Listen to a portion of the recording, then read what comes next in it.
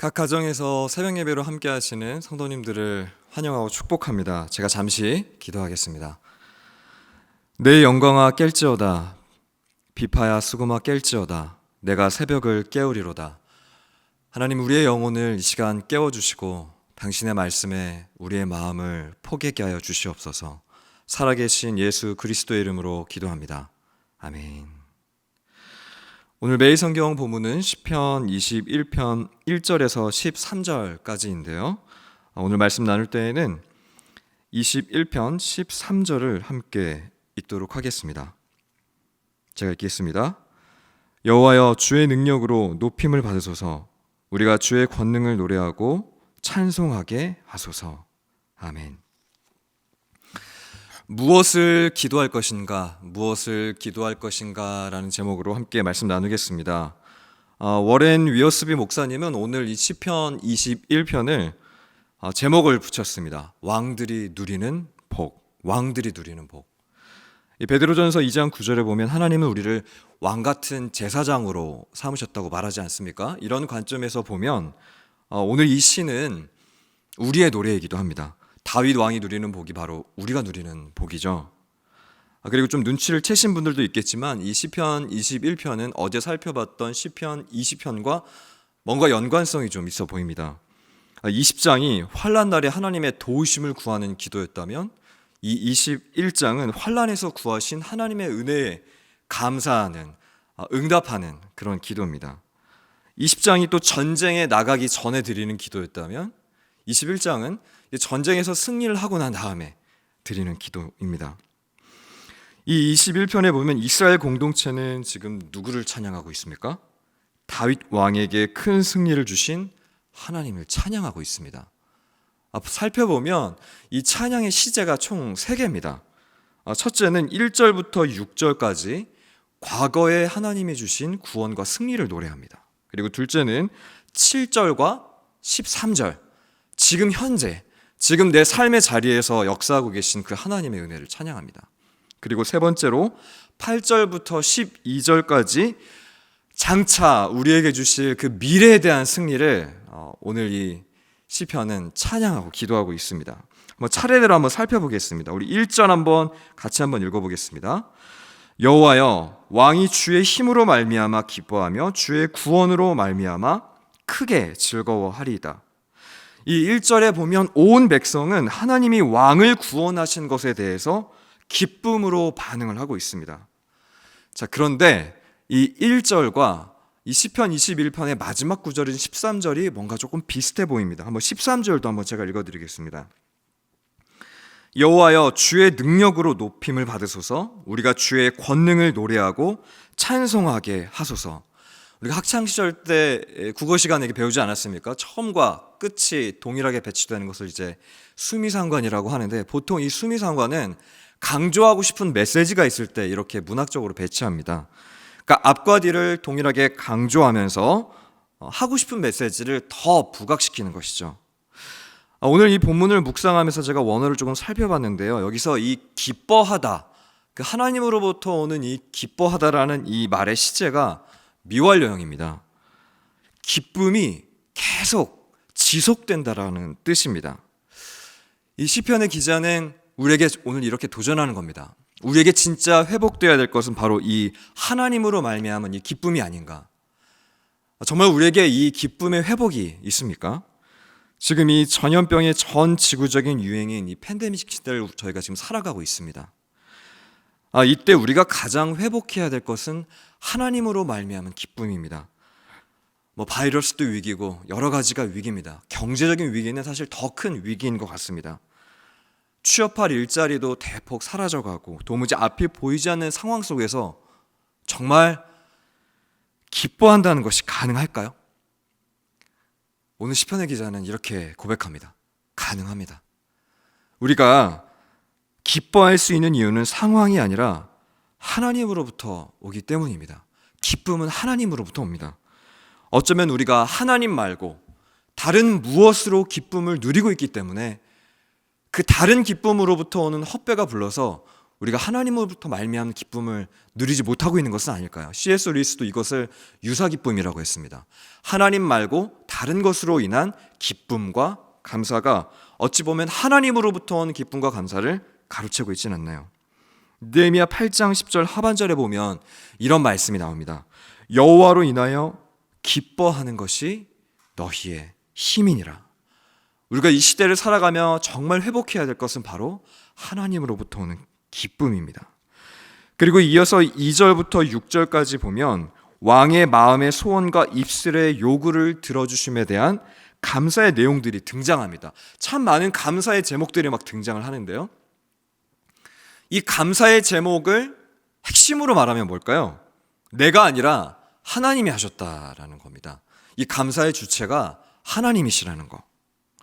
우리의 삶의 순간에는 고난과 역경이 분명히 있습니다. 하지만 성공을 경험하는 순간도 있어요. 그때 그 승리의 순간 하나님이 이기게 하셨다라고 하는 그 믿음의 고백을 드리는 겁니다. 사실 저는 이게 가장 어려운 거라고 생각합니다. 다윗과 사울의 차이가 뭡니까? 사울은 처음에 참 겸손했습니다. 하지만 성공과 또 자신의 커리어가 쌓아가자 그 영광을 자기가 가로채기 시작합니다. 승리를 맛보고 그리고 주변에서 자기 자신을 높이기 시작하자 그만 성공에 함몰되어 버립니다. 하나님의 자리에 본인이 그냥 앉아버리는 거. 하지만 다윗은 절대 그 자리에 올라가지 않습니다. 제가 좋아하는 찬양의 가사 중에 이런 가사가 있습니다. 주님보다 앞서지 않고 겸손하게 주님의 말씀 기다리리. 주님 손에 우리를 드립니다. 사랑으로 인도하소서. 이 고백이야말로 하나님이 저와 여러분에게 원하시는 고백입니다. 하지만 우리는 참 이 고질적으로 어려운 일이 있을 때는 주님을 찾지만 무언가 이루고 나면 주님을 찾지 않는 못된 이 고질적인 이 자아가 있습니다. 오늘 이 시편 기자의 핵심은 그 영광의 순간에 하나님 잊어버리지 말라는 겁니다. 하나님이 하셨습니다. 하나님이 다 하셨습니다. 이것을 고백하라는 것이죠. 이어서 21편 이 시의 중심에 위치해 있는 7절은 시의 중심의 위치에서 하나님이 베푸신 은혜의 과거와 또 미래를 잇는 일종의 가교의 역할, 이 브릿지 역할을 합니다. 이 7절을 제가 한번 읽어보겠습니다. 왕이 여호와를 의지하오니 지존하신 이의 인자함으로 흔들리지 아니하리이다. 특별히 이 성경 구절에서 가장 중요한 단어 중에 하나가 인자함이라는 말입니다. 아마 많이 들어보셨을 텐데요. 이 헤세드라는 말이죠.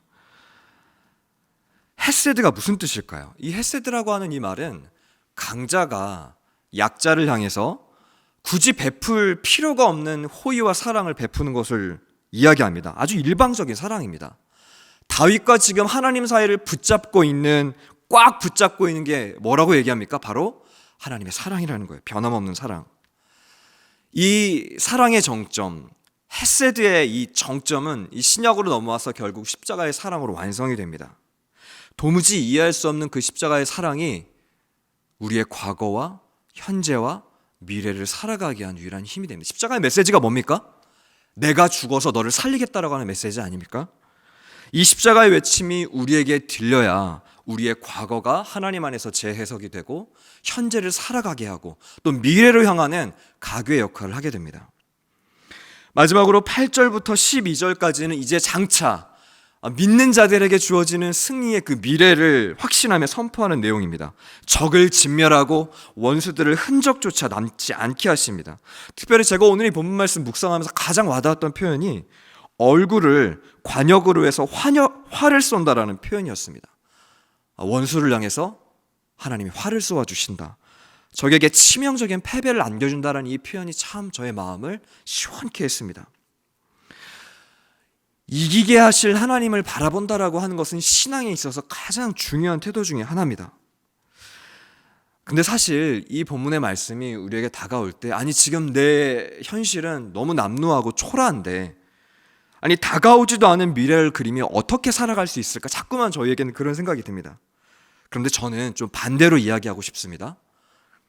정말 이 현실을 살아내기 위해서는 미래에 대한 기대와 소망이 우리에겐 반드시 필요합니다.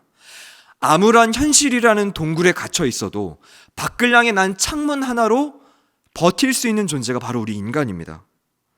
요한계시록 같은 경우도 극한의 핍박과 고통에 빠져있는 성도들에게 다시 오실, 장차 오실 그리스도에 대한 소망을 선포하며 성도들에게 현실을 살아낼 수 있는 힘을 주는 복음서가 요한계시록 아닙니까? 이 국가대표 축구 경기를 이렇게 하다 보면 가끔씩 객관적인 전력에 뒤져있는 팀이 강한 팀을 이기는 경우가 있습니다. 예를 들어서 우리나라 같은 경우가 강팀을 이기는 경우, 경기 내내 이 긴장감을 늦출 수가 없죠.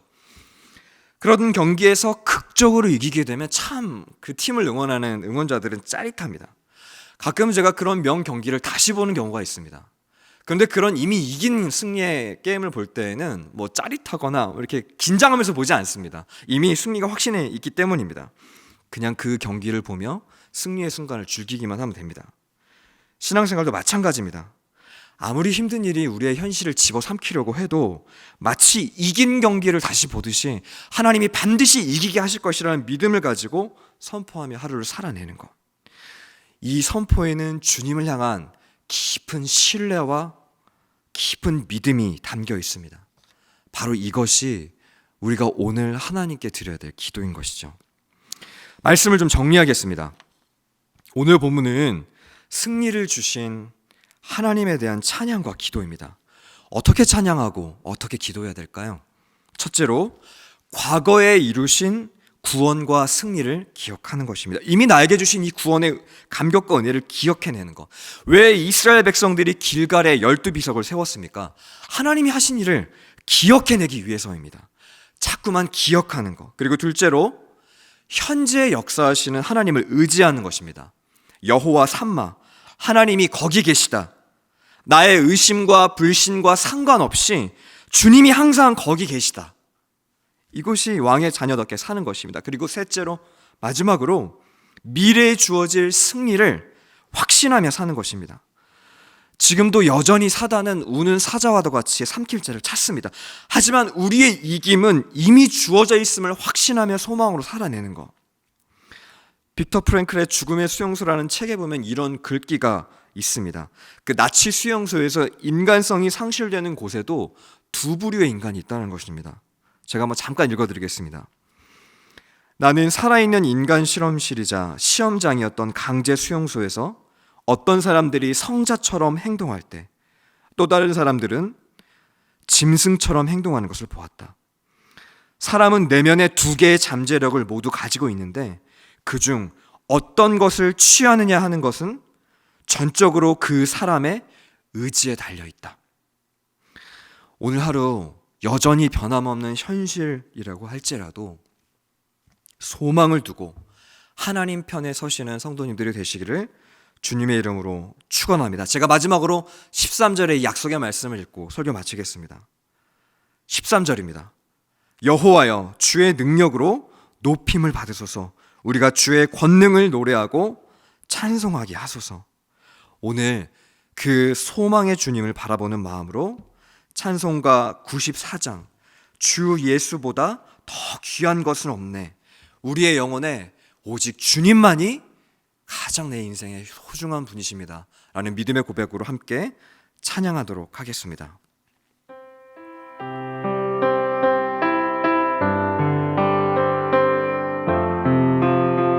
주 예수보다 더 귀한 것은 없네. 이 세상 부귀와 바꿀 수 없네. 영주를 내 대신 돌아가신 그 놀라운 사랑 잊지 못해. 세상 즐거움 다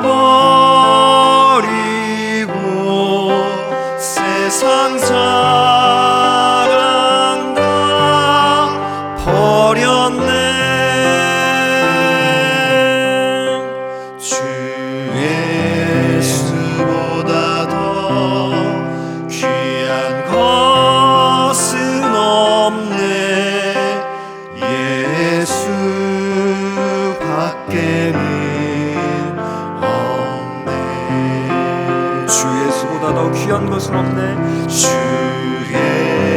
예수보다 더 귀한 것은 없네. 이 세상 명예와 바꿀 수 없네. 이전에 즐기던 세상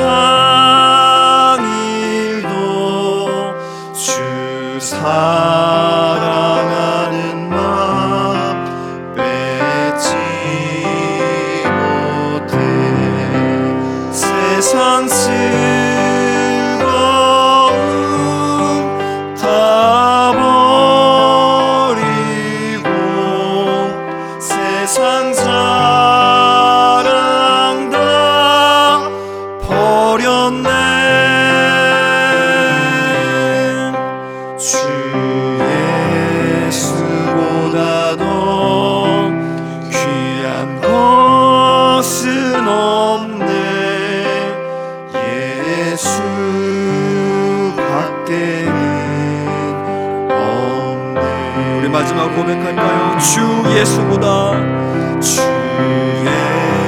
예수보다 더 귀한 것은 없네.